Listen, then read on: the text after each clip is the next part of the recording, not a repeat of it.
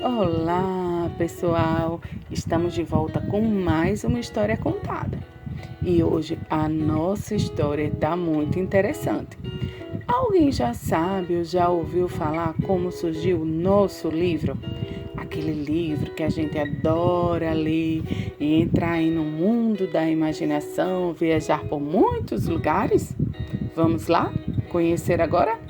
Vamos lá então! A nossa história de hoje é a história do livro.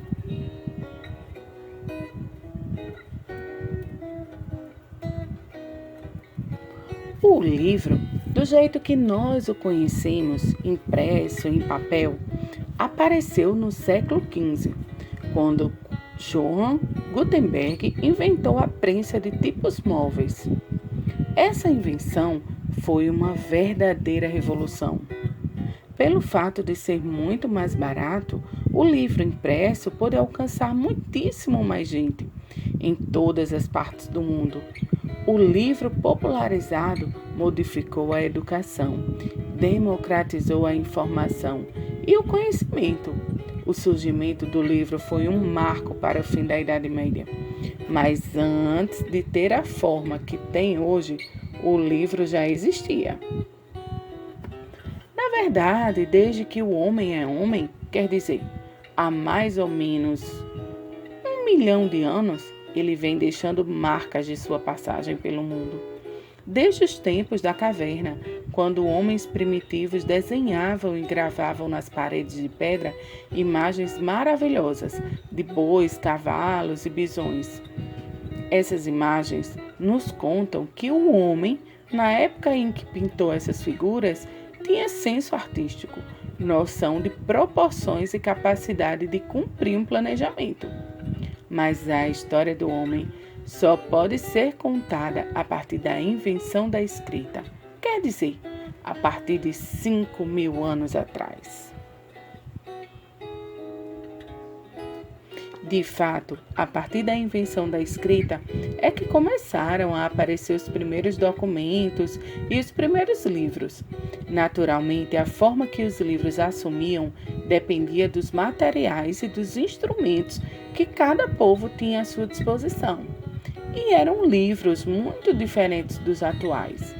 Quando se escrevia sobre barro, madeira, metal, ossos e bambu, materiais rígidos que não podiam ser dobrados, os livros eram feitos de lâminas ou placas separadas. Os materiais flexíveis, como tecido, papiro, couro, entrecasca de árvores e, finalmente, papel, permitiam outras soluções, como as dobras e os rolos. Os primeiros livros feitos pelo homem há 5.000 anos eram de barro, na forma de pequenas lajotas. Eram coleções de documentos como testamento, contas, cartas. Foram encontrados aos milhares na região da Mesopotâmia. Essa região se chama assim por estar situada entre dois rios, o rio Tigre e o Eufrates. Mesopotâmia quer dizer entre rios, pois nessa região do Oriente foram encontrados os primeiros livros. Eles tinham formatos diferentes, eram quadrados, redondos, ovais ou retangulares. As placas eram numeradas para facilitar a consulta e guardadas em prateleiras. O povo responsável por esses livros foram os sumérios. Os egípcios, povo vizinho dos sumérios, escreveram seus livros sobre papiro. As folhas de papiro encomendadas formavam rolos que chegavam a 20 metros de comprimento. O título do livro naturalmente aparecia no final. Os egípcios conseguiram reunir grandes bibliotecas com livros de matemática, astronomia e religião, além de obras literárias. A maior biblioteca da antiguidade foi a de Alexandria, que chegou a ter 700.000 livros em rolos de papiro. Outros povos do Mediterrâneo escreveram seus livros da mesma maneira.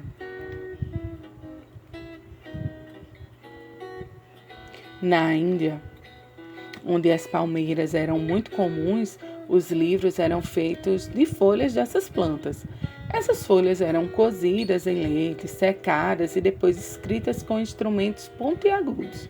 Depois passavam-se fuligens sobre as folhas para que a escrita ficasse mais nítida.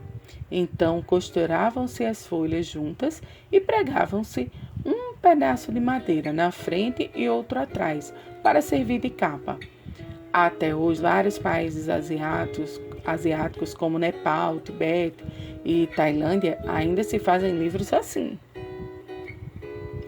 Entre a casca das árvores e a madeira existe um material macio, a entrecasca, que também tem sido usado para a confecção de livros. É um material flexível e com ele foram feitos os livros sanfonados. Isto é uma forma de sanfona. Antes que Colombo chegasse à América em 1492, os maias e os astecas já faziam esse tipo de livro. Em outras partes do mundo, na Sumatra, por exemplo, mantém-se até hoje essa antiga tradição. Se considerarmos que livro é um conjunto de textos com certa unidade, o livro mais estranho de todos os tempos foi uma coleção de faixas de linho escritas, encontrada na ilha de Creta, envolvendo uma múmia. Muitos tipos de tecido foram usados para fazer livros. Entre os chineses, por exemplo, faziam-se livros de seda, os quais eram guardados em rolos. Há 2000 anos, mais ou menos, apareceram em Roma livros semelhantes aos que temos hoje, com páginas costuradas, mas eram feitos de madeira encerada, com as páginas amarradas duas a duas. Como eram muito pesados, esses livros raramente tinham mais de 10 páginas. Os romanos faziam neles seus rascunhos, já que suas páginas enceradas permitiam a correção e o reaproveitamento. Quando os originais ficavam prontos, passavam o texto a limpo sobre o papiro. A invenção do pergaminho promoveu grande progresso na fabricação de livros. Era um material caríssimo. Uma folha grande consumia a pele de um animal. Para que a Bíblia fosse reproduzida em pergaminho, era necessário o sacrifício de 300 carneiros. Mas, por outro lado, o pergaminho permitia que se escrevesse dos dois lados do couro e que se dobrassem e costurassem as folhas, ocupando menos espaços e facilitando a conservação e o transporte dos livros. A invenção da caneta permitiu que se escrevesse mais depressa e mais facilmente, o que resultou numa produção maior de livros. Nessa mesma época, houve o desenvolvimento da caligrafia e o aparecimento das letras minúsculas. Conta a lenda que Carlos Magno, que foi o imperador do Ocidente no século IX, não sabia ler. Isso pode não ser verdade, mas não seria nada mais, pois nessa época pouquíssimas pessoas sabiam. Os monges eram algumas dessas pessoas. Não só sabiam ler e escrever, como eram eles que copiavam os livros um a um, letra por letra. Aliás, os monges tinham de ter a mesma caligrafia, para que um pedaço de livro não ficasse diferente do outro. Esses livros recebiam ilustrações muito ricas e coloridas. Levavam, por isso, muito tempo para ser feitos. Quando Gutenberg inventou a prensa de tipos móveis, por volta do ano de 1440, já existiam outros processos de impressão. Conta-se que no ano de 700, no Japão, a imperatriz Shotoko mandou imprimir 1 milhão de cópias de uma oração budista para distribuir. Mas nesse tempo era preciso entalhar todo o texto na madeira para imprimir. Por isso, a matriz não podia ser reaproveitada.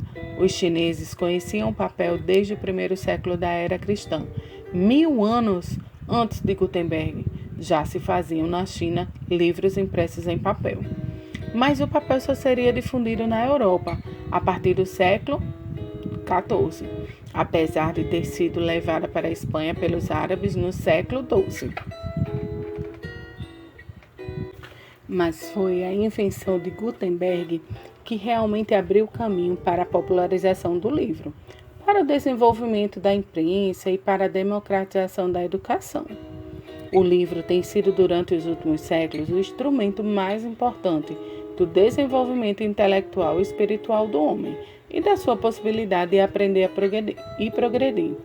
Com o livro, viaja-se para o passado e para o futuro. Conhecem-se o pensamento e a fantasia de outras pessoas e de outros povos. Aprende-se nos livros a conhecer a ciência, a apreciar a arte e a avaliar o que é certo e o que é errado. E o livro tem em sua forma, que levou tantos anos para ser aperfeiçoada, sua maior arma. De fato, pelo seu tamanho e formato, ele pode ser levado a qualquer parte e consultado com facilidade a qualquer momento. O grande progresso tecnológico da nossa época faz prever o aparecimento ou aperfeiçoamento de instrumentos de leitura, tão ou mais eficientes que o livro. Talvez estejamos hoje às vésperas de uma revolução, tão importante quanto a de Gutenberg. Mas todo conhecimento e toda tecnologia necessários para o estudo